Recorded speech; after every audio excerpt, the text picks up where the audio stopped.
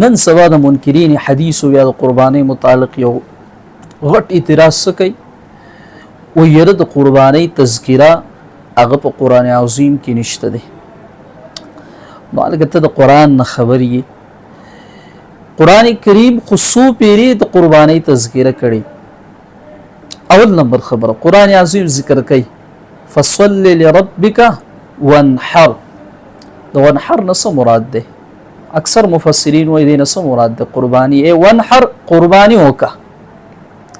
یا سورۃ الحج کې الله رب العالمین ذکر کوي ولکل امه جعلنا منسکا ليذكروا اسم الله ای وجعلنا لكل امه د هر امت لپاره منسکن موږ د قربانی څخه کړو مقرر کړو ګرځولې مو الله رب العالمین وای هر امت کې دا قربانی ونه قران دغه څه ذکر کوي منسکن یا بل ذکر الله لن ينال الله لحومها ولا دماؤها ولكن يناله التقوى دغه څه دي د قربانی تذکره نه یا د حضرت ابراهیم علیه السلام تذکره چکیږي د حضرت اسماعیل علیه السلام انی اذبحک دا چې زه ذبح کم تعالی را نو هغه سدي د قربانی تذکره ده کنه ده بیا داغي په زمن کې دغه د صاحبي قربانی راغلی ده کنه ده راغلی نو د قربانی تذکره قران کې خاص صراحتا مشته ده.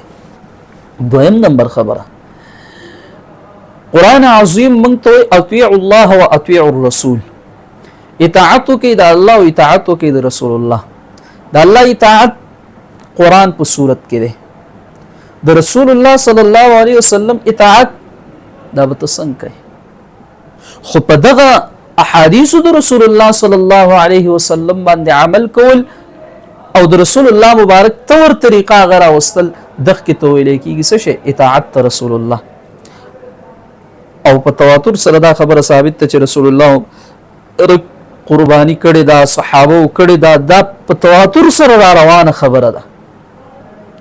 اوس د قران عظیم چې په کم چا نازل شوی دی صاحب القرآن هغه قربانی کوي هغه دا د الله تعالی امر دی د الله تعالی د طرف نه ده. داغه شاګردان صحابه کرام قربانی کوي هغه دا د الله حکم دی د پیغمبر علیه السلام تشریح ده. تابعین کوي تواتر سره دی وخت پورې دا دور خلق قران باندې نه پويږي یو سړی منکر حدیث را پاسي هغه یې قران باندې زه پويږم دا دومره خلق نه پويدو.